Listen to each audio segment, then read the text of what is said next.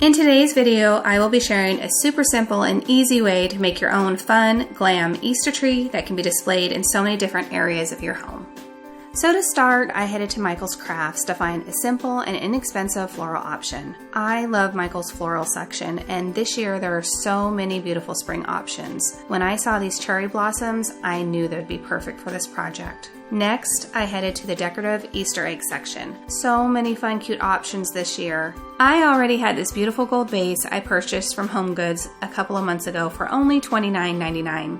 I love this piece because of the size, and it can easily be added to any vignette. I just knew this vase would be the perfect base for this Easter tree. Now that I had all the pieces, assembling this project would be quick and simple.